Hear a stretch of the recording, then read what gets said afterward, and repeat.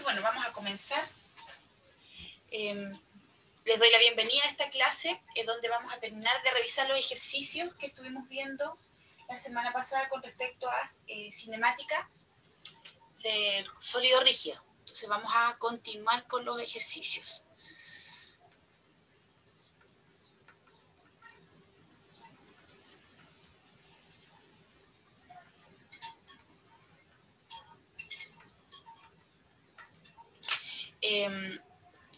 Si se recuerdan, el último ejercicio que vimos fue este de acá, que era un ejercicio que habíamos ya hecho parte de él en la semana antepasada, que era este sólido compuesto por dos barras que estaban unidas acá con un ángulo de 60, y habíamos calculado antes su momento de inercia con respecto a este pivote, y ahora estábamos viendo cómo era la aceleración angular cuando el cuerpo tenía distintas orientaciones. Por ejemplo, este que hicimos fue cuando tenía esta orientación.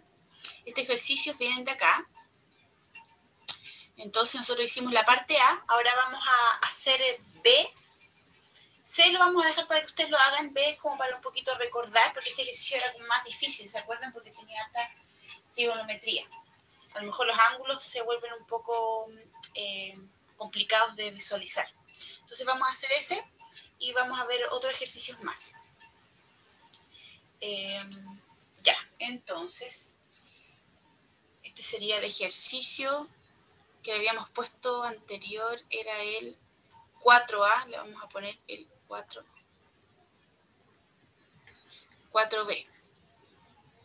Entonces, vamos a hacer el dibujo del sólido.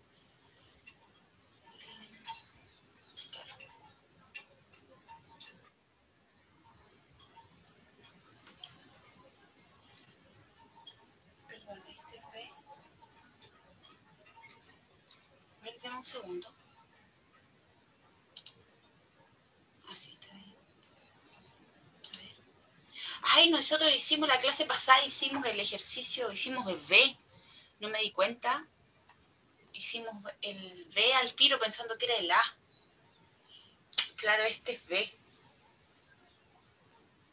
Ya, entonces hagamos C. No me he dado cuenta. Ya hagamos C.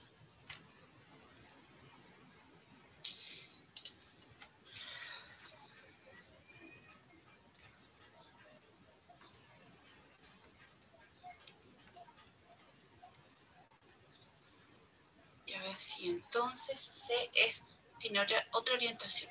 Y vamos a hacer el mismo modo. Es horizontal un lado.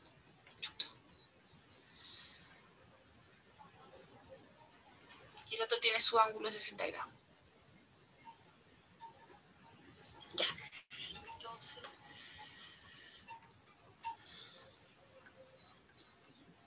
¿cierto? Aquí estaría el punto P del pivote, donde está sujeto. Como ya lo habíamos visto en la clase anterior, ¿cierto? Teníamos el centro de masa, está ubicado, digamos, si esto tiene lado L, ¿cierto? A la mitad, ubicamos la mitad en cada lado. Esto es una forma como sencilla de encontrar el centro geométrico, que coincide en este caso con estas barras homogéneas, coincide con el centro de masa. Entonces el centro de masa estaría aquí, ¿cierto? Aproximadamente. Entonces, donde habíamos dicho que esto es L medio, ¿cierto? Este pedacito de acá entonces es L cuarto, ¿cierto? Porque aquí tendríamos formado un triángulo equilátero. Y lo que queremos entonces calcular es la aceleración angular que genera los torques que hay acá, ¿cierto? Y como estamos haciendo con respecto al punto P, el pivote, la única fuerza que está haciendo torque aquí sería el peso, ¿cierto? Que actúa en el centro de masa y como sabemos va hacia abajo. Entonces aquí está el peso y el brazo, ¿cierto? Iría desde, lo vamos a hacer en rojo, desde el punto del pivote, ¿cierto? Hasta donde se aplica la fuerza, hasta acá. Entonces ese sería nuestro brazo R. Por lo tanto, nosotros sabemos de esta ley que encontramos, que la sumatoria de los torques, ¿cierto?, que actúan sobre este sólido rígido va a ser igual a su momento de inercia por la aceleración angular. En este caso, los torques va a ser el torque, ¿cierto?, generado por el peso, y a su vez este va a ser igual al producto cruz entre el brazo y, bueno, y la fuerza peso, ¿cierto? Nosotros ya habíamos calculado que el momento de inercia con respecto a ese eje es igual a raíz de 7 sextos de L, ¿cierto? L es el largo. Y eso. Entonces ahora lo que tenemos que encontrar es cómo es este torque, ¿cierto? Porque nosotros podemos ver esta ecuación de dos formas. Ya sabemos que como las fuerzas que están acá, junto con los brazos, están en este plano, ¿cierto? El torque es un vector que sale de este plano. Entonces, si nosotros fijamos un sistema de coordenadas así, donde tenemos el eje Y, el eje X y acá el eje Z, que uno de choco no importa. Entonces, este es el eje Y, este es el eje X y este sería el eje Z, el que sale del plano. Si nosotros vemos todas las fuerzas, ¿cierto? El peso y el brazo están en el plano XY, entonces el torque sería un vector que sale de este plano. Por lo tanto, esta, ¿cierto? Sabemos que es una ecuación en el eje K, ¿cierto? En el eje catongo, la dirección del vector unitario catongo.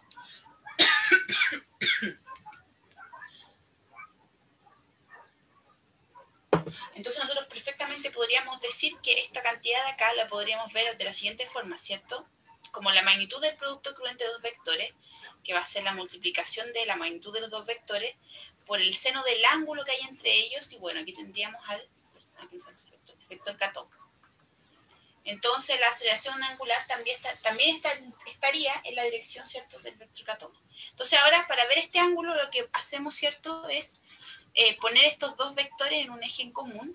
Entonces tenemos el peso hacia abajo y el radio va algo así, ¿cierto? El brazo. Entonces queremos nosotros encontrar este ángulo de acá. Nosotros del ejercicio pasado, se lo voy a mostrar acá, habíamos encontrado cuál era la magnitud de este brazo R, ¿cierto? Por medio de la trigonometría, habíamos encontrado que R es raíz de 7 cuartos sobre L. Eso lo vamos a anotar acá. Este es R, este es P. De la clase anterior teníamos que R es raíz de 7 cuartos sobre L. Y si se dan cuenta, este es el triángulo equilátero que utilizamos también la clase pasada, ¿cierto? Donde aquí teníamos estos vectores, estos ángulos. Este de acá, ¿cierto? Era el ángulo alfa, que es 120, ¿cierto? El complemento de 60. Este era beta. Beta lo encontramos... sí, encontramos beta, ¿cierto? Entonces, si nosotros miramos acá en nuestro ejercicio, vemos que si yo traslado, digamos, este peso, vendría a ser este lado de acá, ¿cierto? Entonces, este ángulo teta ya lo tenemos de la clase anterior. Entonces, teta lo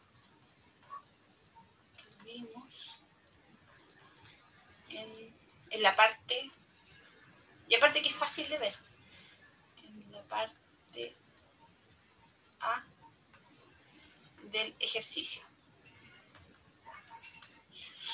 Entonces, teta es igual a 19,1, ¿cierto? Habíamos utilizado la ley del seno con los lados. Teníamos que el lado de acá es, en fondo, este triángulo, ¿cierto?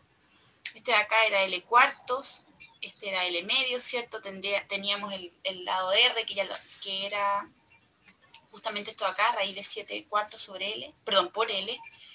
Y teníamos el ángulo alfa, que era 120, entonces con eso podemos calcular beta. Y ya, entonces, en este caso es 19,1 grados. Entonces ya esto es fácil en realidad. Tenemos todo esto hecho para calcular el torque. Entonces continuamos acá. Tenemos esto de aquí, ¿cierto? Tenemos R, el módulo que era raíz de 7/4 por L, por el módulo de P, que es mg, perdón, es 2mg, ¿cierto? Porque son las 2 barras, por el seno de 19,1 es igual a I, ¿cierto? Que es raíz de 7/6 L por alfa. Entonces aquí, por ejemplo, podemos eliminar el raíz de 7, podemos eliminar L, ¿cierto? Además sabíamos que, si miramos el ejercicio, la masa es igual a 5 kilogramos. Entonces, si reemplazamos ese valor, ¿cierto? Vamos a tener, entonces, podemos despejar alfa. En el fondo eso lo queremos hacer, despejar alfa. Alfa va a ser igual a, pasar el 6, ¿cierto? Multiplicando 6/4 por 2. Bueno, ahí podemos simplificar más. mg seno de 19,1. Y si usted esto lo desarrolla, va a encontrar que la aceleración angular, la magnitud de la aceleración angular es de 2,4, podemos decir, aproximadamente. 2,4 radianes sobre segundo cuadrado, ¿cierto? Entonces, como ya habíamos visto que esto está en el eje X, nosotros, perdón, en el eje Z, si queremos ya el vector, ¿cierto? Simplemente tenemos que poner el signo correcto, que en este caso si vemos, si utilizamos la regla de la mano derecha, ¿cierto? Y vamos, hacemos el producto cruz entre R y P, ¿cierto? Vemos que el giro es en contra de las manecillas del reloj, por lo tanto, la aceleración es positiva bajo ese sistema de referencia, y esto va a ser igual a más 2,4 catongo, ¿cierto?, de la dirección, radianes sobre segundo al cuadrado.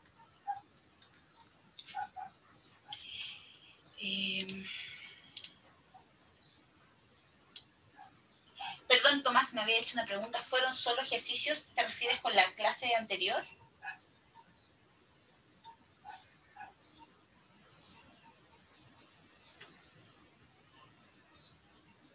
Sí, vimos solo ejercicios.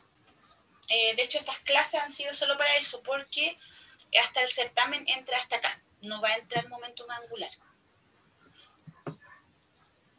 Solo hasta acá. ¿Se recordaban de este ejercicio los que vinieron la clase anterior?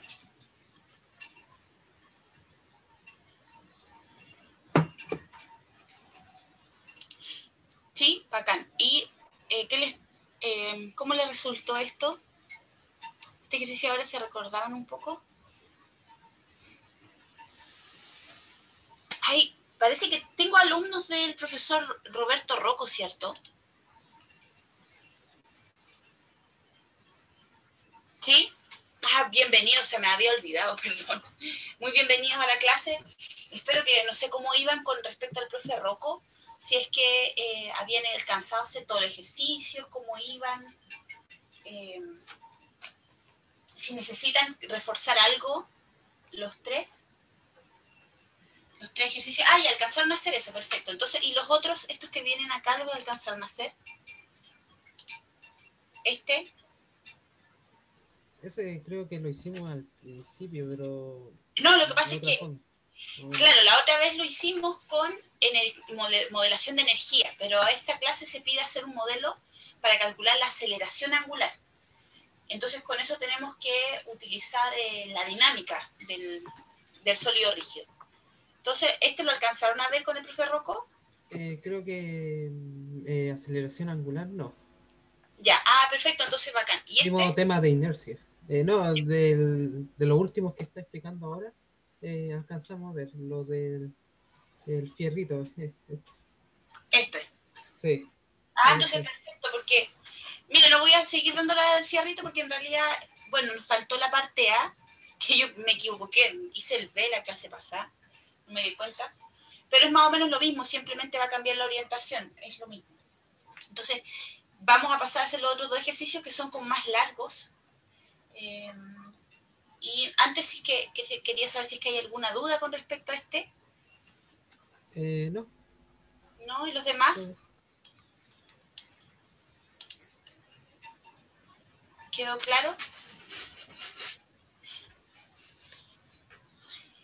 Ya, entonces vamos a hacer el ejercicio número, que sería en esta guía número 5.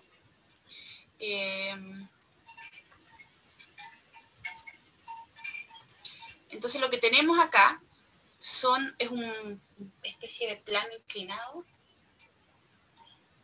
No es una especie, es un plano inclinado, ¿cierto?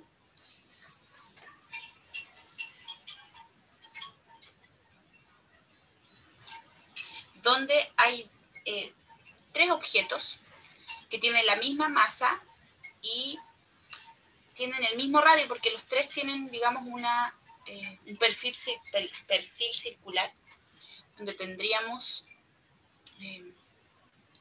una esfera, ahí sí bien, una esfera, un anillo, ahí voy a hacer el anillo bien, me quedo chueco, no importa, ya, está con perspectiva, y un disco. Entonces, a ver qué podríamos hacer, este lo podemos pintar un poco, para que se note que es como un anillo, y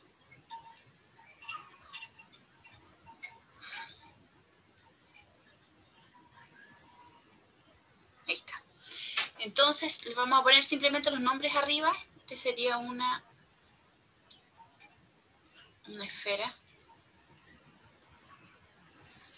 esfera, un aro o anillo, digamos que es muy, muy delgado el espesor, y un disco o cilindro, ¿cierto? Para recordar, y aquí el último dato es que aquí hay un ángulo teta, que nos dicen cuánto es el ángulo teta, simplemente lo dejan ahí como una variable algebraica. Entonces sabemos los momentos de inercia, por ejemplo, de la esfera, le voy a poner E de esfera, es 2/5 de su masa por su radio al cuadrado. Entonces todas estas tienen el mismo radio y la misma masa. El momento de inercia del aro es mr² y el momento de inercia del disco es 1/2 de la masa por el radio al cuadrado. Entonces la pregunta es que la idea es hacer un modelo para calcular la aceleración angular del centro de masa, perdón, la aceleración angular, la aceleración del centro de masa y la fuerza ejercida por el plano en los 3 casos. Entonces vayamos parte por parte, vayamos con la esfera. Entonces vamos a poner como la letra I va a ser la parte de la esfera, vamos a hacer un dibujo.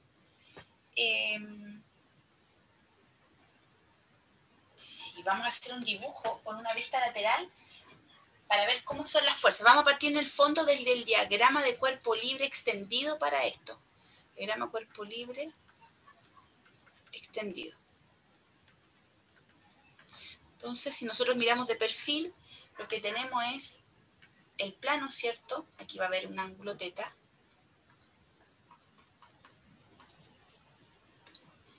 Tenemos la esfera que corta en un punto, ¿cierto?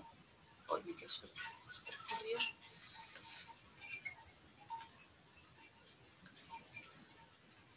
Ya no importa. Imagínense que, o mejor es más fácil si corro entonces si corro el plano.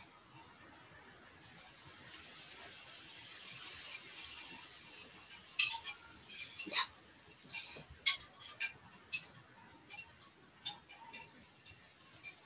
Ya, ahí está.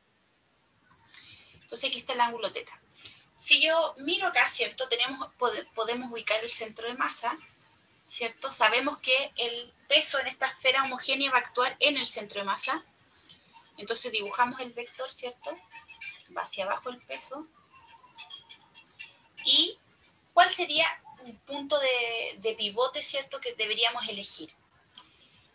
El punto de pivote de un objeto que rueda, en este caso, sería lo que se llama el punto de contacto instantáneo, que sería este de acá, ¿cierto? Si uno mira el objeto como de forma ideal, ¿cierto? Va a estar en contacto con un solo punto con la superficie, ¿cierto? Sería este de acá. Entonces el brazo, ¿cierto? Sería este. O en realidad va para el otro lado del brazo. La flecha va para el otro lado. Ahí, ¿cierto? Ahí sí. Entonces este sería nuestro punto P, nuestro pivote.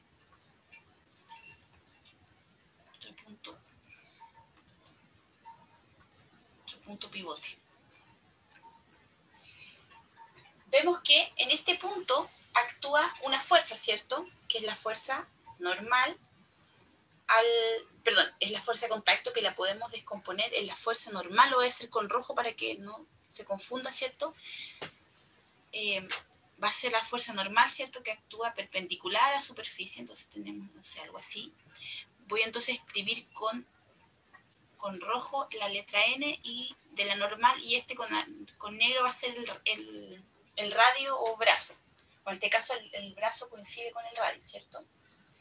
Y además tenemos la fuerza, hay una fuerza de roce, ¿cierto? Que hace que, en realidad esto es una fuerza de roce especial, porque no es la fuerza de roce dinámico, porque se dan cuenta, en cada instante que este punto está tocando la superficie, esta fuerza, ¿cierto?, hace que el objeto no se deslice en el fondo, sino que hace que ruede sin deslizar. Por lo tanto, aunque no parezca, esta fuerza que está aquí es una fuerza de roce estático.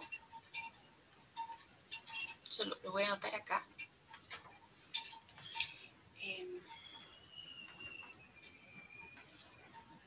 Fuerza de roce es estática,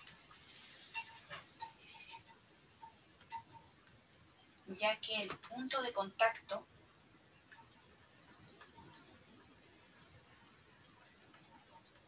¿cierto?, entre la superficie y el sólido rígido,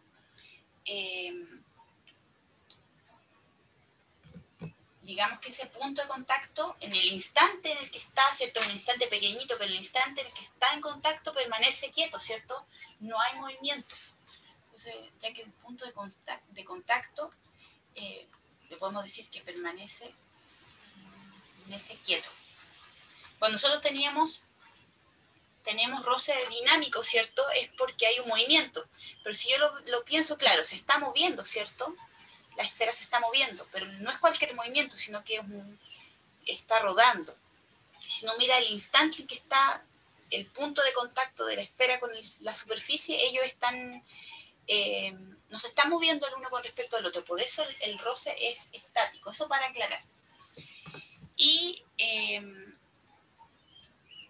entonces, bueno, tenemos, ¿cierto?, las fuerzas que actúan, que sería la fuerza de contacto, que la podemos descomponer normal, y la fuerza de roce, y el peso, que aquí no le puse el nombre al peso, ahí sí. ¿Cierto? Entonces, podemos también poner aquí la predicción de la aceleración.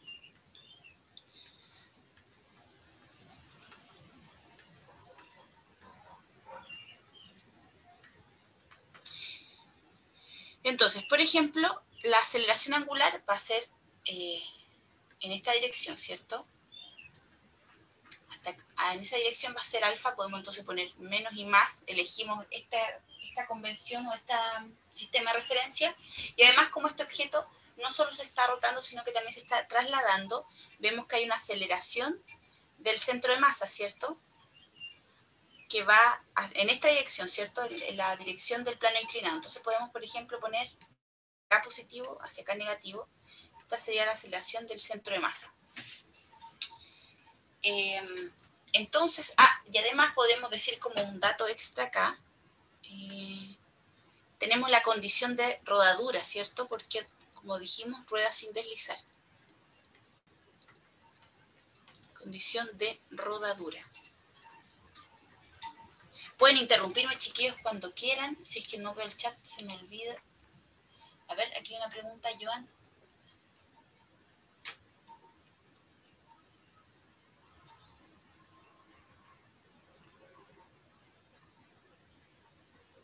Como un engrane. Claro, podría ser algo así, porque de hecho, si no hubiese roce, ¿cierto?, el objeto no rueda, sino simplemente se desliza. Y ahí sería el roce dinámico. O sea, no habría roce, estoy diciendo su nombre. Pero claro, sería como algo así. En el fondo, la superficie, ¿cierto?, de ambos objetos no son perfectas, hay pequeñas rugosidades. Y esa rugosidad hace que en cada punto de contacto, ¿cierto?, cada punto que está en contacto instantáneo, como se le llama, con la superficie se queda quieto. En ese instante se queda quieto con respecto a la superficie. Pero después rueda, ¿cierto?, se mueve un delta, un pedacito de ángulo, y ese nuevo punto de contacto, de nuevo va a quedar ese instante quieto con respecto a la superficie de contacto. Entonces, condición de rodadura, ¿cierto? De rozar o de rozar sin deslizar, tenemos que la magnitud, ¿cierto? De la aceleración del centro de masa se puede relacionar con la aceleración angular, ¿cierto? La magnitud de la aceleración angular y el radio, y la magnitud del radio, ¿cierto? Entonces, esa es la condición de rodadura. Ya, entonces ahora que ya tenemos este diagrama de cuerpo libre y la predicción de la aceleración, el paso que vendría es hacer las ecuaciones de movimiento, ¿cierto? Entonces ponemos acá ecuaciones de movimiento.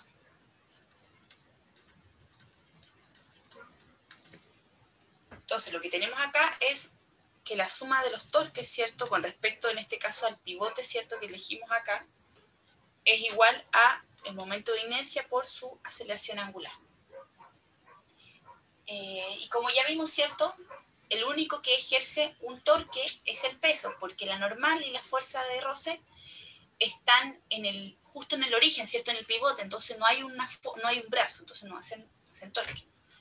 Entonces, este sería dado simplemente por el torque generado por el peso. Si hacemos un dibujo, ¿cierto? Podemos dibujar los vectores, tenemos el peso hacia abajo y tenemos el radio, ¿cierto? Que va como en una dirección así. Además, tenemos el ángulo teta acá, ¿cierto? Este es el ángulo teta, ¿cierto? Que me dan como dato en el problema. Yo lo puedo identificar aquí, ¿cierto? En este lado. Entonces, si yo hago como una proyección de estos vectores, el ángulo teta estaría acá, ¿cierto? Pero lo que yo quiero es este ángulo de acá, ¿cierto? Este ángulo de acá, si se dan cuenta, le podemos llamar alfa. Sería igual a los 90 grados, ¿cierto? Más el complemento de teta, que le podemos llamar teta prima. Digamos, este de aquí sería teta prima. Y además, bueno, el torque generado por el peso va a ser igual a el producto cruz entre R y el peso, ¿cierto? Aquí se me olvidó ponerle aquí, este es el peso y este es el radio. Entonces, como todo esto está en el plano XY, ¿cierto? Entonces el torque va a estar, lo podemos poner en el eje Z, entonces sería así. Y la magnitud, ¿cierto?, del producto cruz entre dos vectores va a ser la magnitud de los dos vectores por el seno del ángulo que hay entre ellos, que le habíamos puesto alfa, ¿cierto? Catongo. Y además, si nosotros utilizamos la regla de la mano derecha, vemos que el torque es positivo, ¿cierto? Porque vemos que el radio, ¿cierto?, al llevarlo al vector peso es negativo, ¿cierto? Ya, ahí está la pequeña sutileza que nosotros ya definimos a priori, ¿cierto?, que este sistema de referencia iba a ser positivo. Entonces aquí el torque es positivo, aunque si utilizamos la regla de la mano derecha no es positivo, ¿cierto? Pero como yo ya dije que aquí era positivo, nos casamos con ese sistema y simplemente esto es positivo, ¿cierto? Positivo. Y el momento de inercia lo reemplazamos después. Ya, entonces ahora la magnitud de R es simplemente R, la magnitud del peso es mg, tenemos el seno de teta, ¿cierto? Perdón, el seno de alfa, que es 90 más teta prima, catongo, es igual al momento de inercia de la esfera, que es 2/5 de m por r al cuadrado por alfa, ¿cierto? Aquí podemos eliminar la masa, podemos eliminar un radio, ¿cierto? Y fíjense que aquí hay cuando como el seno y el coseno son periódicos, ¿cierto? Y además da esta propiedad que si yo le sumo al seno 90 grados, en realidad es como hacer el coseno del... A ver, ¿cómo era? Dame un segundo.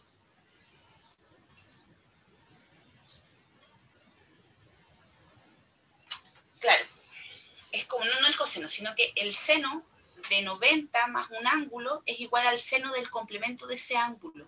Entonces, en el fondo, lo que quiero decir es esto. aquí voy a tener G, ¿cierto? Seno de teta, eso es. Paso para allá, ¿cierto? El 5, el 2 y el R dividiendo. Y esto, la dirección catongo, me da la aceleración angular. Entonces, bueno, ahí tenemos la primera respuesta, ¿cierto? Que sería cuál es la aceleración angular de la esfera. Entonces, también nos preguntan por la aceleración del centro de masa. Eso es fácil, ¿cierto? Porque tenemos la condición de rodadura. Y si se dan cuenta, como nosotros, la idea es que elijamos un eje, un sistema de referencia que vaya en la dirección del plano. Entonces nosotros elegimos así. Si elegimos este como, este es Y y este es X, ¿cierto? La aceleración del centro de masa va a estar solamente en el eje X, en la dirección catongo. Voy a hacer una hoja nueva. Entonces, la aceleración del centro de masa, ¿cierto? O la magnitud, sabemos que es la magnitud del radio por la magnitud de alfa, ¿cierto? Y esto va a ser igual a R por lo de acá, ¿cierto? Por 5 medios G seno de teta sobre R. R los cancelamos. Y me quedo con, que es 5 medios de G por el seno del ángulo, ¿cierto? Y ahora, si queremos hacer que esto sea un vector, ¿cierto? Simplemente la aceleración del centro de masa va a ser positivo, ¿cierto? Porque definimos positivo en esa dirección. Va a ser más 5 medios de G seno de teta y en la dirección y tongo, según nuestro sistema de referencia. Y aquí me faltó algo súper importante, que son las unidades, aquí arriba también. Entonces serían metros sobre segundo al cuadrado en el sistema internacional. Vamos a ponerle aquí un poco extraño. Radianes sobre segundo al cuadrado. Entonces, ahí estaríamos. Ahí estaríamos con la aceleración del centro de masa. Pero también nos piden por las fuerzas de contacto, ¿cierto? Las fuerzas que sería la normal y la fuerza de roce. Y para calcular eso tenemos que ir a las ecuaciones de Newton, ¿cierto? A la segunda ley de Newton. Entonces,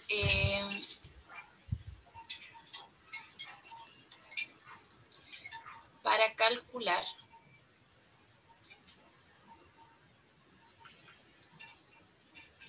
la normal y la fuerza de roce estática, ¿cierto? Necesitamos la segunda ley de Newton. Y en este caso la aceleración es la del centro de masa, porque estamos considerando, cuando nosotros utilizamos las leyes de Newton, ¿cierto? No nos interesan dónde se aplican las fuerzas. Entonces modelamos nuestro sólido rígido como un todo, como una sola partícula puntual. Entonces este sólido rígido se describe como una partícula que está situada en el centro de masa, ¿cierto? Y se va moviendo como un todo, sin rotar, ¿cierto? Un punto no rota, no nos interesa la rotación de un punto. Entonces la aceleración sería la del centro de masa. Entonces, bueno, utilizando este mismo sistema de referencia, tenemos que hacer la descomposición, ¿cierto? Entonces vamos a tener por una parte que la sumatoria de las fuerzas, por ejemplo, en el eje Y, en ese caso van a ser cero, ¿cierto? Porque es el eje que es perpendicular al plano, en ese eje no hay aceleración. Y las fuerzas que están ahí serían la normal, ¿cierto? Y la componente coseno del peso, ¿cierto? Esto sería igual a cero. Entonces de aquí podemos calcular, ya tenemos la normal, ¿cierto? Que sería mg coseno de teta. Y en el otro eje, ¿cierto? La sumatoria de las fuerzas en el eje X es igual, ahora sí, a la masa por la aceleración. La magnitud de la aceleración, ¿cierto? Del centro de masa. Entonces las fuerzas tendríamos la componente del peso, ¿cierto? Porque estamos diciendo que hacia abajo es positivo, entonces la componente seno del peso, entonces tendríamos mg seno de teta menos la fuerza de roce estático, ¿cierto? Y eso es igual a la masa por la aceleración del centro de masa. Pero ya la calculamos, ¿cierto? Está acá arriba. Y esa es 5 medios de G por seno de teta. Entonces, bueno, aquí en realidad había usado ya la letra M mayúscula. Acá cambié, no me di cuenta. Parecía que hubiesen dos masas diferentes. Entonces, desde acá podemos despejar la magnitud de la fuerza de roce estático. Entonces, pasamos esto para allá. Podemos factorizar por mg, seno de teta, y me va a quedar por 1 menos 5 medios. A ver. Claro, y se dan cuenta, aquí me va a salir un signo negativo, ¿cierto? Queremos que la fuerza de roce sea negativa, porque va... A ver, espérense un poco. Pasó este, ¿cierto? Para allá, y este para allá, sí. Entonces la fuerza de roce estático me va a dar menos 3 medios, ¿cierto? De mg seno de teta. Sí. Entonces, tenemos las dos componentes, ¿cierto?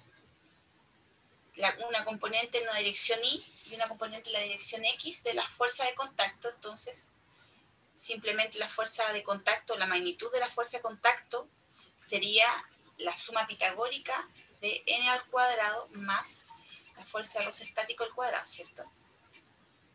Entonces, bueno, vamos a tener la raíz de m al cuadrado, g al cuadrado, coseno de teta al cuadrado, más 9 cuartos, ¿cierto? De m cuadrado, g cuadrado, seno de teta al cuadrado. Y aquí, bueno, podríamos factorizar por mg, ¿cierto? Y voy a obtener mg, podemos factorizar por el 2, por el 4, ¿cierto? Sale un 2.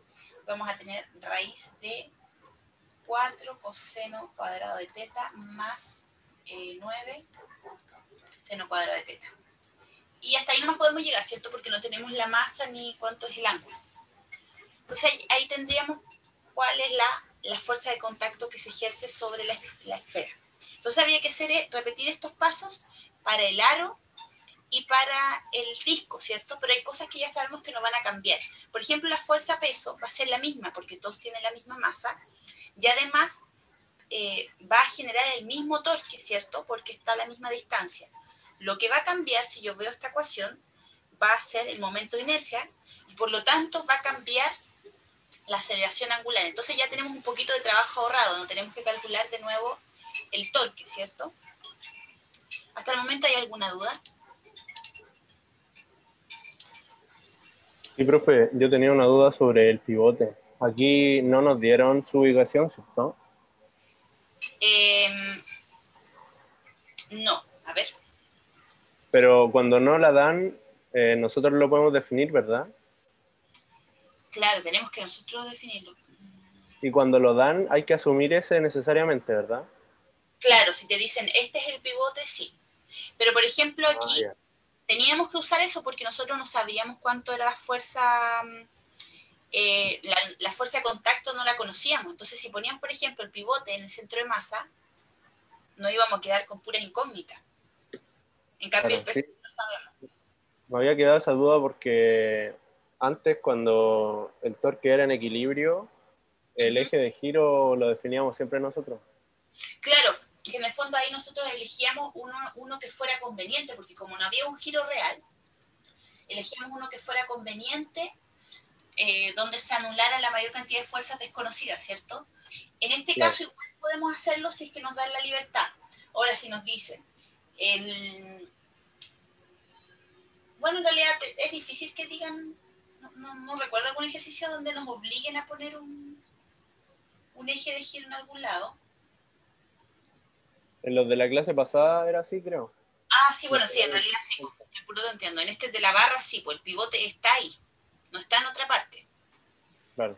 Así que sí, tienen razón. En este caso Ah, no, ya. Gracias, profe. de nada. Entonces ya, para el caso 2, ¿cierto? Esta es no le puse ni que era la esfera, nada.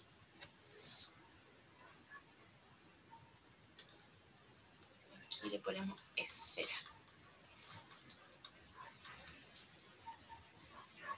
Entonces para el caso 2, para el caso por ejemplo del aro,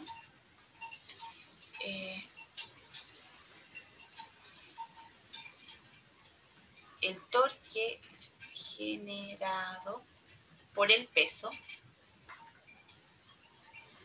es el mismo que en el caso de la esfera.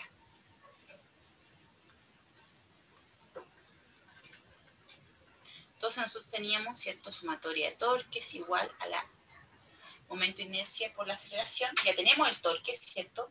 Entonces lo utilizamos. ¿Para qué lo vamos a calcular de nuevo?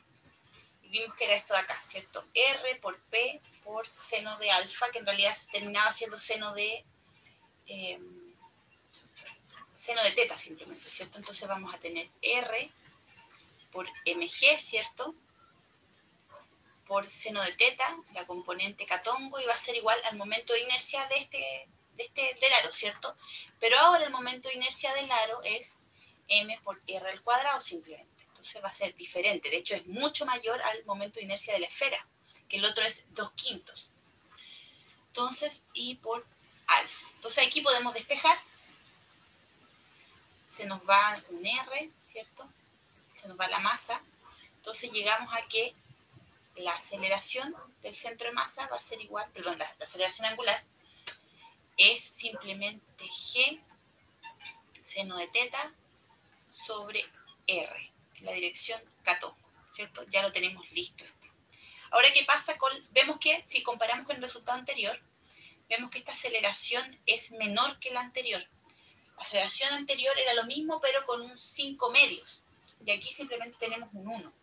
Entonces, como ya habíamos conversado en clases anteriores, que habíamos visto que mientras mayor fuera el momento de inercia de un objeto, más nos va a costar hacer que ese objeto se ponga en movimiento, ¿cierto? En el caso, en movimiento rotacional.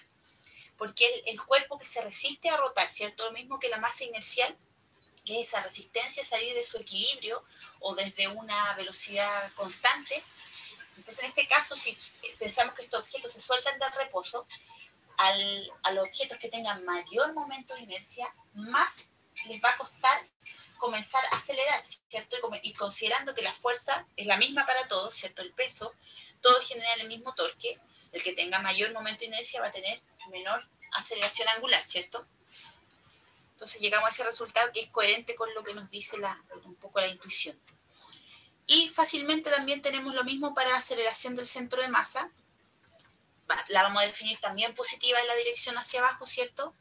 Entonces va a ser R, ¿cierto?, por alfa, la magnitud de alfa, y en la dirección Itongo, ¿cierto? Aquí me faltaron ustedes no se olviden de poner las unidades. Entonces esto va a ser igual, este R, ¿cierto?, con este se me va, me queda más G seno de teta por, por Itongo, y las unidades son metros sobre segundos cuadrados, ¿cierto? Entonces también nuevamente la aceleración del centro de masa, por supuesto que va a ser menor que la de la esfera que tenía un momento de inercia menor, ¿cierto? Entonces ahora habría que ver qué pasa con las fuerzas de contacto. Si vemos la normal, como solamente depende del peso, va a ser la misma en todas las fuerzas, ¿cierto? En todos los casos. La que va a cambiar va a ser la de roce estático, porque depende de la aceleración angular, ¿cierto? Entonces esa va a ser diferente. Entonces, tenemos esto, ¿cierto? La masa del objeto por la aceleración del centro de masa. Entonces vamos a tener por una parte que la normal simplemente es mg coseno de teta, y por el otro lado vamos a tener que la fuerza de roce estático, ¿cierto? A ver, hagamos el paso. Tenemos mg seno de teta menos la fuerza de roce estático es igual a la masa por la aceleración del centro de masa, que es g seno de teta, ¿cierto? La magnitud.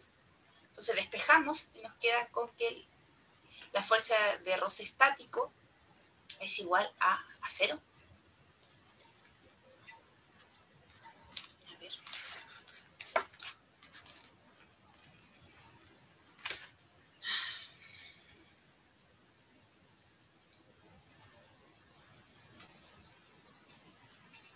No lo había hecho antes. Qué loco, ¿cómo va a ser 0? A ver.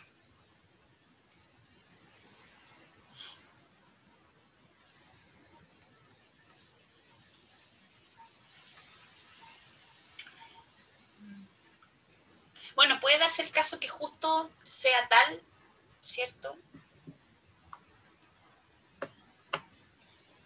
Que nosotros definimos hacia abajo, ¿cierto? Positivo, por lo tanto es el peso menos, sí, la fuerza de los estáticos y la aceleración. Esto está bien. Bueno, se puede dar, ¿por cierto? Que la configuración sea tal. Eso significa que está acelerando de tal forma que... Qué extraño. Esto me parece extraño.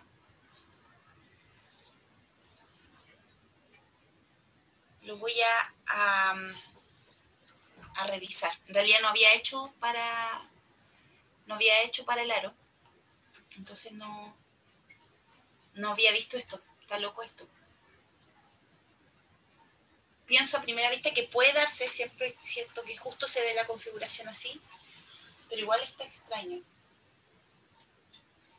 Será como un caso límite entonces. ¿Sí? Yo me equivoqué entonces con eso. Si es así, entonces ahí estaría... A ver. Ahí podría ser. ¿Estáis seguro, Tomás, de eso?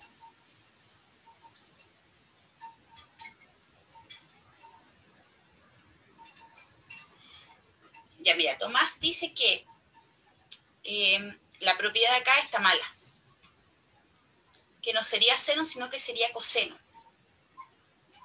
Entonces, de ser así, si nosotros cambiamos esto por, ¿cierto? Ya no sería lo mismo. En todos los casos sería diferente y este caso no sería cero. Eso sería muy bueno, porque si no sería muy extraño que no hubiese coeficiente de roce estático. Me disculpo por mi error. Muchas gracias, Tomás, que estés tan atento y bacán igual, porque igual es bueno que, pienso yo, que se den errores así. Damos un poquito paso para la reflexión. Claro, coseno de 30. Y sería el seno de 120 es igual al coseno de 30, ¿cierto? Lo que pasa es que nosotros sabemos esto, que teta más teta prima es igual a 90, ¿cierto? Entonces, claro, aquí está mal esto.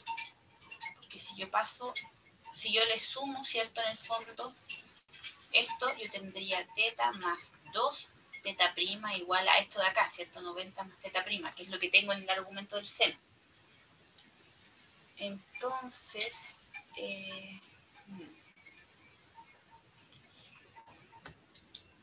lo que yo quisiera hacer sería despejar teta prima, ¿cierto? Entonces tendría 90, claro, teta prima sería igual a 90 menos teta, ¿cierto? Entonces si yo lo reemplazo tendría 180 menos teta. Y ahí sería lo que tú dices que sería un coseno. Entonces, muy bien, tienes toda la razón. Entonces, lo voy a poner con rojo el error. Esta propiedad, ¿cierto? Era coseno y no seno. Si lo reemplazamos acá, bueno, que habría que reemplazar en todas partes, ¿cierto? Entonces sería el coseno, coseno. Entonces acá, bueno, este sí está bien, ¿cierto? Pero aquí no sería un... Entonces aquí el resultado sería más feo, no sería tan bonito. Entonces, bueno. Aquí tendríamos que poner, el factor sería...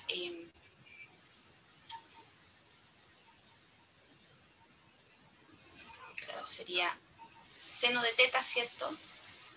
Menos 5 medios coseno de teta. Ya, es diferente simplemente.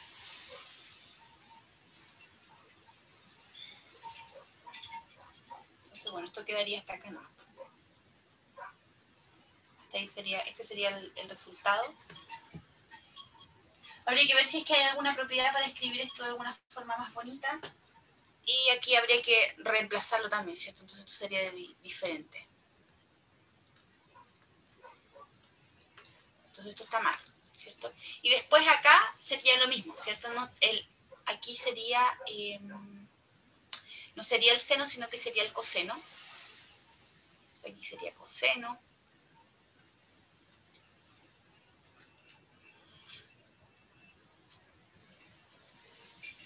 Coseno, y aquí, bueno, sería lo mismo, ¿cierto? No, aquí. Entonces el resultado sería mg, ¿cierto? Factor de seno menos coseno de teta. Ahí está. Ahora sí. Ya. Entonces, con estos dos resultados, ¿cierto? Podemos calcular la magnitud del vector, perdón, de la fuerza de contacto, ¿cierto? Sería simplemente la raíz de n al cuadrado más la fuerza rosestática al cuadrado. Entonces aquí tendríamos, podemos sacar al tiro, ¿cierto? mg para afuera. mg, raíz de coseno al cuadrado. Y aquí tendríamos esto al cuadrado, ¿cierto? Que sería más seno al cuadrado menos 2 seno de teta, coseno de teta, más seno al cuadrado de teta, y bueno, etcétera, etcétera, etcétera. No creo que perdamos tiempo en esto, usted lo puede seguir desarrollando más bonito. Lo importante aquí era más que nada saber cómo se hace, ¿cierto? Ahora para el caso que nos faltaría, que sería el del cilindro, es lo mismo. Ahora lo que cambia es igual que lo que vimos recién, ¿cierto? El momento de inercia, que es un medio. Entonces, si se dan cuenta, si miramos los momentos de inercia, el momento de inercia del disco está como entre medio del momento de inercia de la esfera y del aro, ¿cierto? Entonces la aceleración de este objeto también debería estar entre medio de estos dos, ¿cierto? Debería ser menor que el de la esfera, pero mayor que el del aro.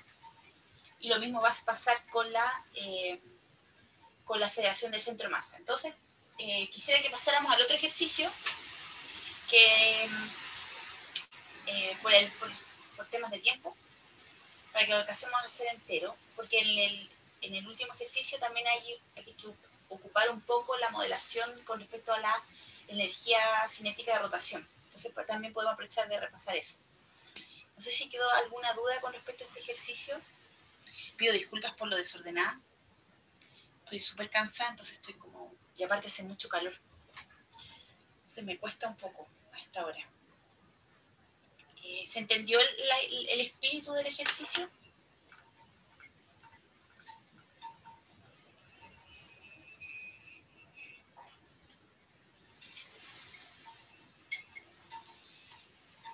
Sí, ya, bacán, Tomás, gracias. Entonces ya, hagamos el otro ejercicio, que es el siguiente. Miren, tenemos una barra homogénea de largo L y masa M, que puede oscilar en torno a un eje fijo E, ¿cierto? Este de acá, perpendicular al plano de la figura, ¿cierto? La barra se suelta desde el reposo cuando el ángulo es teta, tal como se muestra en el dibujo. Considere despreciable el roce con el aire. Entonces, A, construye un modelo y utilícelo para calcular la aceleración angular de la barra justo después de ser soltada, ¿cierto? En el ángulo teta, y cuando pasa por la posición vertical, acá. Y después construye un modelo y úselo para obtener la rapidez angular de la barra en el instante que pasa por la posición vertical, si es que teta valía tanto en un comienzo, en 17 grados. Entonces, este sería el ejercicio 6.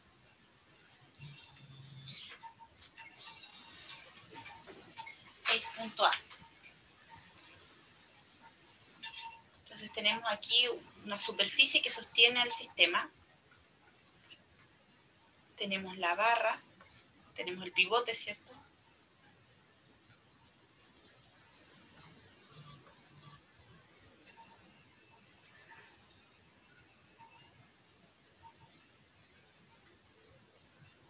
Ahí se entiende.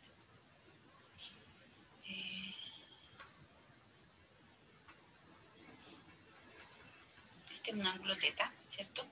Es una barra homogénea, ¿cierto? Por lo tanto, su centro de masa está en la mitad.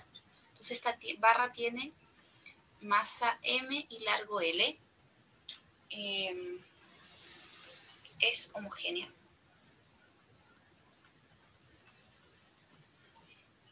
Entonces, el peso, sabemos que actúa en el centro de masa, en la mitad, actúa acá, ¿cierto? Y es lo único que ejercería un torque, ¿cierto?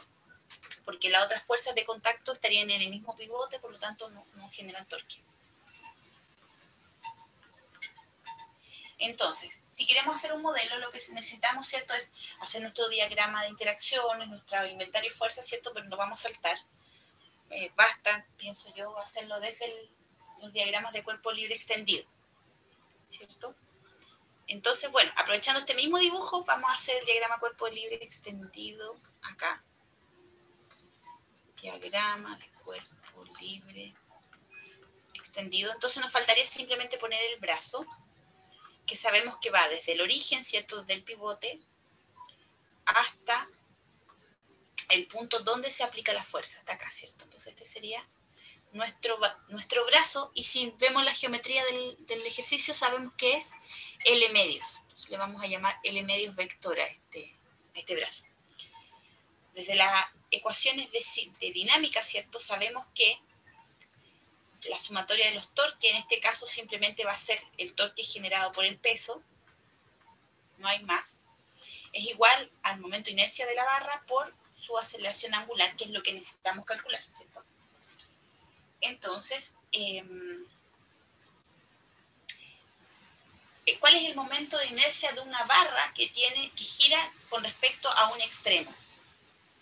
Si no se recuerdan, es igual a 1/3 de la masa por el largo al cuadrado. Ese es el momento de inercia de una barra cuyo pivote pasa por un extremo. Cuando era por el medio era 1/12.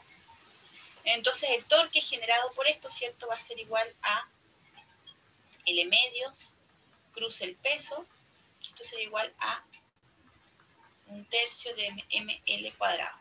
Si se dan cuenta, si yo hago un pequeño dibujo acá para ver cómo son los ángulos, tengo el peso hacia abajo y tengo el brazo L medio, ¿cierto? Entonces el ángulo justamente es teta. Entonces estamos al otro lado.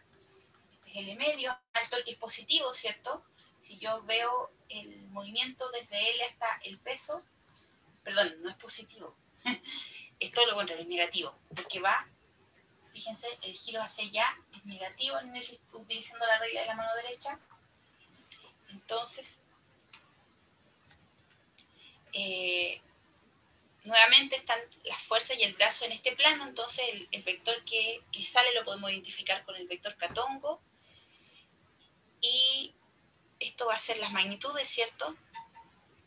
La magnitud de L medios es L medios por mg, por el seno del ángulo, que sería teta, y por Katongo, es igual a 1/3 de m, aquí me faltó alfa, ml cuadrado alfa. Factorizamos, ¿cierto?, el m, un L, y me queda que alfa va a ser igual a 3 medios de G seno de teta sobre L, en la dirección Katongo y las unidades radianes sobre segundos cuadrados, ¿cierto? Entonces, esa es la aceleración. Y ahí estaríamos listos con la parte A.1. Ahora, ¿qué pasa? Entonces, este sería A.1. Me preguntan cómo es la aceleración del centro de masa cuando el objeto está en su posición vertical. Perdón, la aceleración del centro de masa no, la aceleración angular. Entonces, A.2 tenemos la siguiente configuración.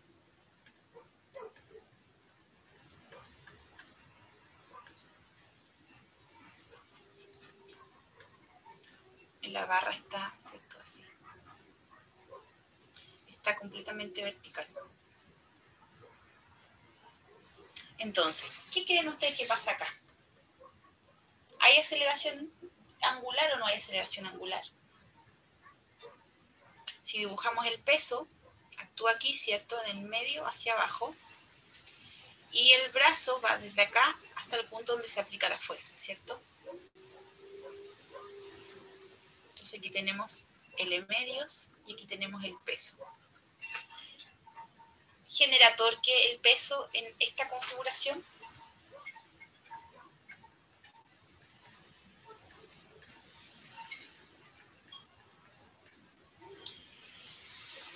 No, ¿cierto? Porque vemos que el ángulo entre ellos es de 0 grados, ¿cierto? Si esto lo escribimos en su componente, esto va a ser L medios por mg por el seno del ángulo, pero el ángulo es 0. Entonces esto se muere y no hay torque. Y si no hay torque, entonces, ¿qué pasa? Por lo tanto, la aceleración angular es 0, ¿cierto?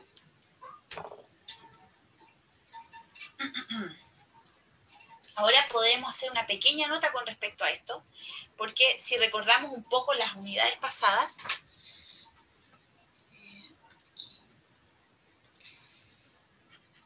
una pequeña nota, si recordamos cuando estábamos estudiando la aceleración, ¿cierto?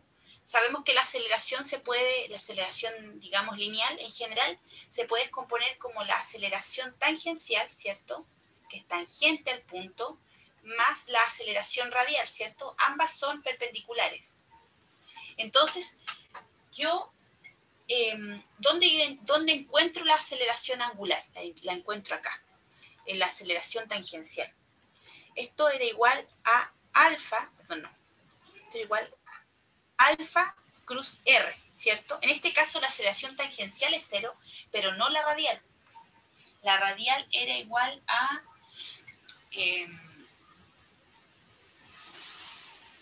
tenía que ver con la ¿cómo se llama esto? Con la velocidad angular. La velocidad angular no es 0, ¿cierto? Porque se está moviendo, pero justo en ese punto la aceleración angular es 0. Entonces, en este caso, esto no me acuerdo cómo es. Yo sé que la magnitud, ¿cierto? Es omega por r cuadrado. Perdón, omega cuadrado por r, ¿cierto? Pero no me... Bueno, no importa, lo podemos escribir así en alguna dirección, ¿cierto? Dirección, no sé, si es radial, la dirección r tom, ¿cierto? Entonces, en este caso, la aceleración en realidad completa no era 0, simplemente que la aceleración tangencial era 0, pero todavía tenemos aceleración radial, entonces no olvidarse de eso. Ya, y en la parte B, ¿qué nos piden?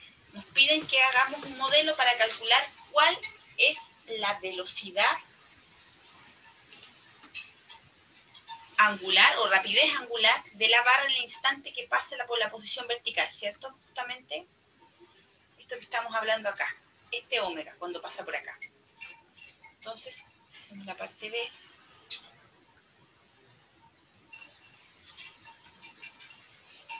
podemos, por ejemplo, hacer un modelo energético, ¿cierto? Porque si se recuerdan, en el modelo energético teníamos la energía cinética de rotación que se relacionaba con el momento de inercia y con la rapidez angular. Entonces, por eso podemos usar el modelo energético. Entonces, si se recuerdan, para un modelo energético necesitamos elegir 2 puntos, ¿cierto? Entonces, conviene elegir, por supuesto, este punto, ¿cierto? Cuando se suelta desde el reposo, donde solamente puede tener, por ejemplo, energía potencial gravitatoria. Y este otro punto donde solo tiene, podemos, por ejemplo, fijar de tal forma que aquí está el 0 en el centro de masa, entonces solo tenga energía cinética rotacional. A ver, aquí Tomás me hace una pregunta. ¿La velocidad radial es lo mismo que la centrípeta? Sí, es lo mismo. Aceleración radial, exactamente. O qué horrible. O centrípeta.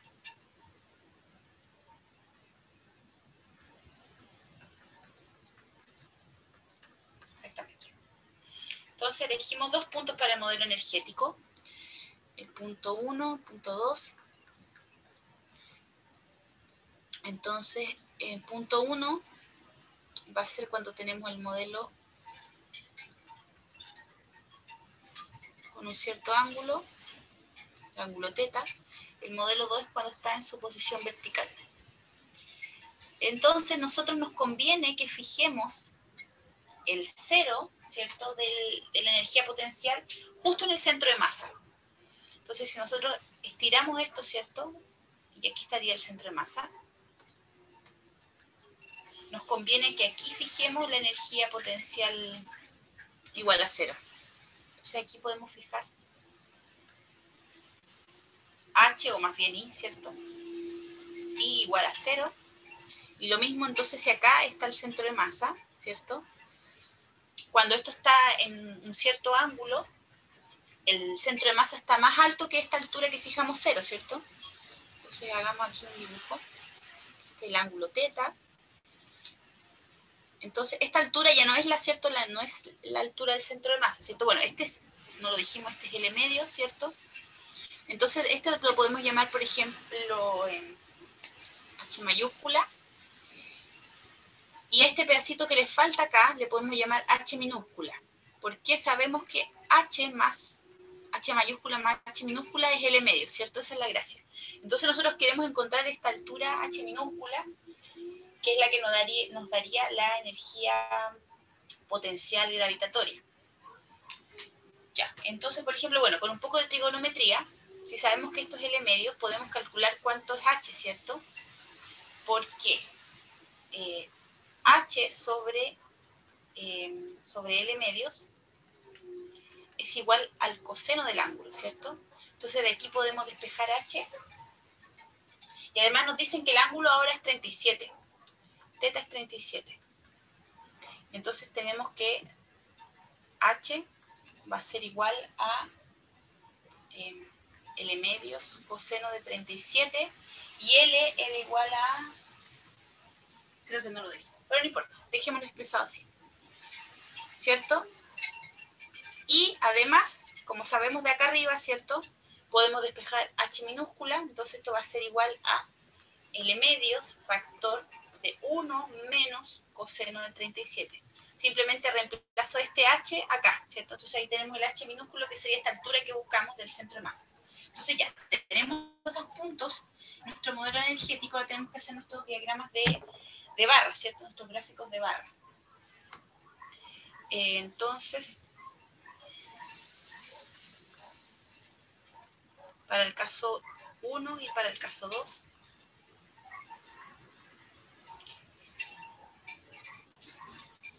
Entonces aquí tenemos la energía en el instante 1 y aquí la energía en el instante 2.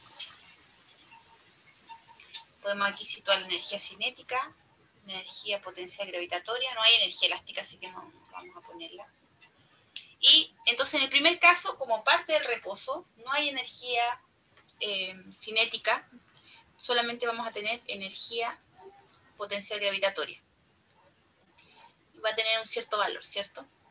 Y después, como el objeto justo nosotros fijamos para que el H, para que la altura 0 esté justo en el centro de masa cuando pasa por su extremo vertical, entonces no hay energía potencial, ¿cierto? Gravitatoria, y sí hay energía cinética. Entonces tenemos energía cinética. Y además nos dicen que consideremos despreciable el roce con el aire. Por lo tanto, nos damos cuenta que la energía en ambos casos son iguales, ¿cierto? No hay pérdida de energía acá. Entonces, el siguiente paso, si se recuerdan, es el balance de energía. Sabemos que delta E va a ser igual a 0, ¿cierto? No hay pérdida. Por lo tanto, la energía en el instante inicial es igual a la energía en el instante posterior. Y la energía en el instante inicial, ¿cierto? Era la energía potencial gravitatoria. Y en el instante final es la energía cinética, en este caso de rotación, ¿cierto? Porque el objeto no se está trasladando, solamente está rotando. Entonces, si recordamos, la energía potencial gravitatoria era igual a la masa del objeto por G y por la altura, TH que encontramos. Y aquí es donde encontramos la rapidez angular, ¿cierto? Esto, si se recuerdan, era igual a un medio del momento de inercia por la rapidez angular al cuadrado. Entonces tenemos que reemplazar también lo del momento de inercia acá. Es decir, vamos a tener mg, h, encontramos h minúscula que era L medios, ¿cierto? Por L medios por 1 menos coseno de 37 es igual a un medio del momento de inercia de esta barra, ¿cierto? Que era igual a un tercio de m por L cuadrado y por omega cuadrado, ¿cierto? Entonces podemos aquí empezar a, bueno, podemos factorizar por m, por L acá, por 2. Además, esto de acá es aproximadamente 0,2. Entonces vamos a tener G por 0,2, que lo podemos escribir de forma elegante como 2 diezavos. Pasamos multiplicando el 3, ¿cierto? Y dividiendo el L, y obtenemos una expresión para el cuadrado de la rapidez angular, ¿cierto? Entonces, bueno, obtenemos, por lo tanto, que la rapidez angular va a ser igual a la raíz de 6 diezavos de L, perdón, de G sobre L. Y esto, ¿cierto?, es las unidades del sistema internacionales, radianes sobre segundo.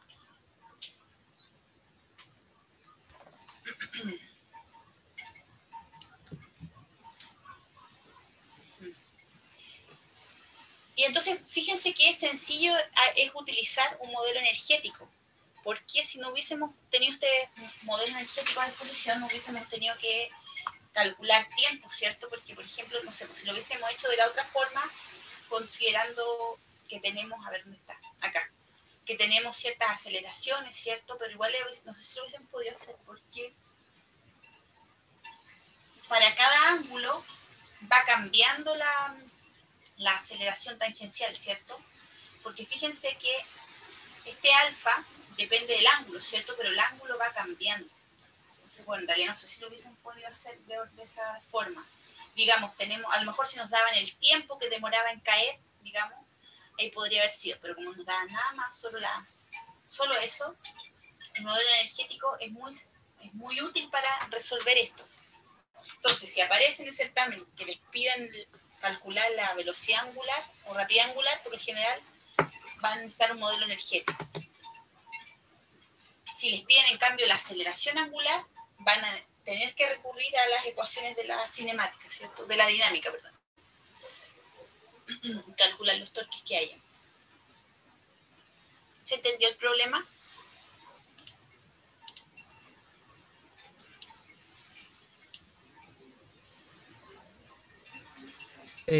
Una consulta sobre el tema de la energía mecánica, ¿por qué era igual a cero? Porque, No. bueno, aquí lo dije muy rápido, pero no hay, el roce con el aire es despreciable y también con el pivote. Por lo general, siempre que tengamos objetos que puedan moverse con respecto a un pivote, la gracia de ese pivote es que no ejerza roce, ¿cierto? Para que pueda oscilar en torno a ese eje o rotar en torno a ese eje sin problema. Y además nos dicen explícitamente el problema que el roce con aire es despreciable. Entonces ahí se conserva la energía mecánica, ¿cierto? No hay trabajo externo.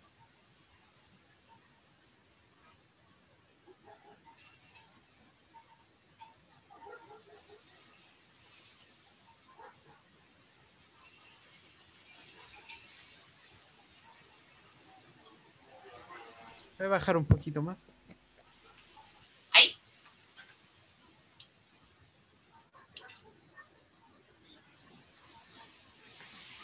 La clase del miércoles sería una clase para seguir preparando el certamen. Entonces yo voy a traer algunos problemas. Si alguno tiene un problema interesante que quiera compartir y que lo veamos entre todos, también sean muy bienvenidos. No sé, problemas de certámenes anteriores. Ahí pueden buscar uno que les interese. Yo también voy a traer. ¿Mm? Yo tengo una consulta, pero más que todo con el tema de los controles. ¿Ya? El control 5 a la final, ¿cómo va a ser? ¿Va a ser como de materia o va a ser, como No, decían, recuperativo? es un recuperativo. Sí, creo que había, claro, no estaba claro eso, pero es recuperativo. Ah, comprendo. Y con respecto a eso, profe, ¿lo va a poder dar cualquiera o solamente personas en específico? Buena pregunta. Creo que cualquiera. Eso debería estar en aulas, ¿cierto? La verdad no lo he revisado. Tendría que echarle una miradita y... Revísalo y si no, escríbele correo o a Felipe Ritz o a Pedro del Canto. Ya, Si no te profe. sale la clase, Tomás, a ver, veamos. Veamos en el drive.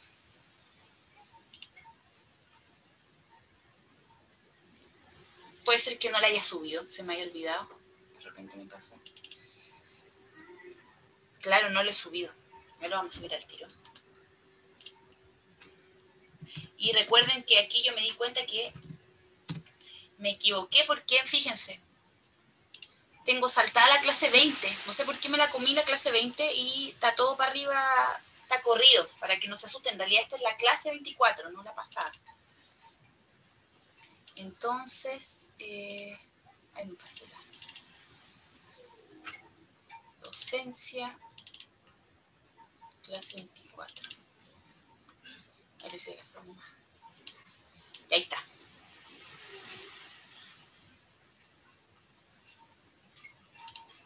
Ya. Ahora tengo que hoy día, sin falta, también subo esta clase.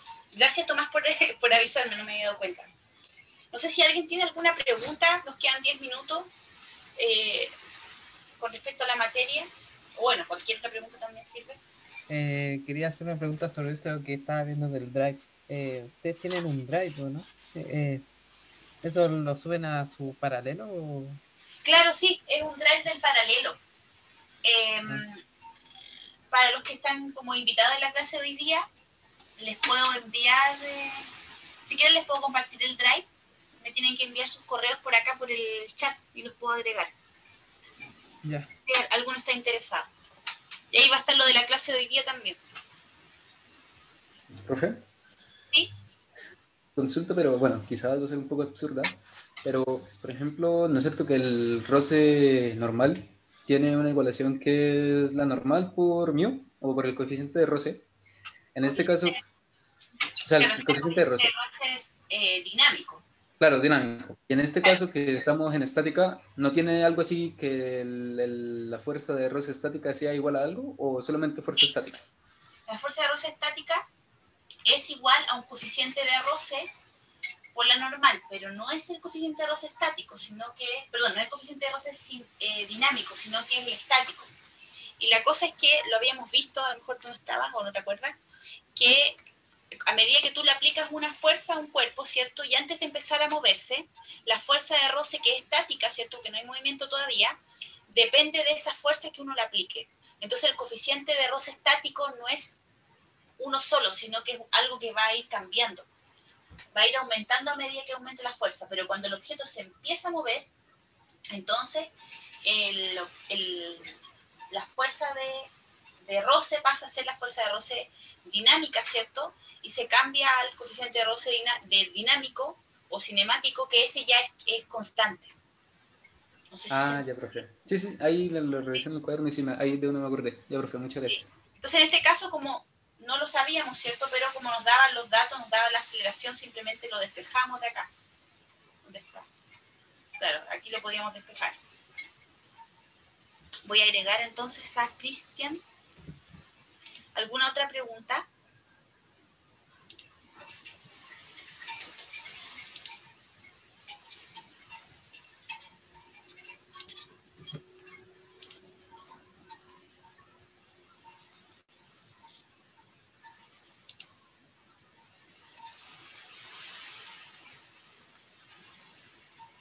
A ver.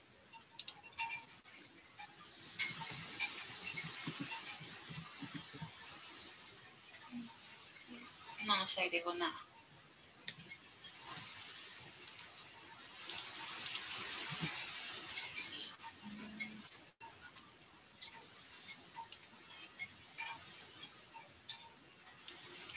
Ah, porque tiene que poner enter.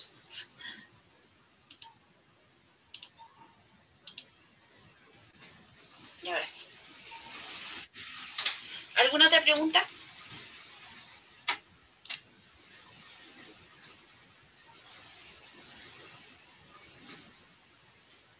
Y ahora sí, Cristian, si estás ahí todavía, estás agregado al... Muchas gracias. De nada. Bueno, si no hay más preguntas, quedamos hasta acá. Muchas gracias por su paciencia y su participación. Nos estaríamos viendo el miércoles entonces. Recuerden, si encuentran ejercicios entretenidos o interesantes para ver, tráiganlos. Subo esto en un rato y bueno, nos estaríamos viendo. Cuídense, que estén muy bien. Hasta luego, profe, muchas gracias. Hasta luego, chao, chao. Chao, profe, muchas gracias. Chao.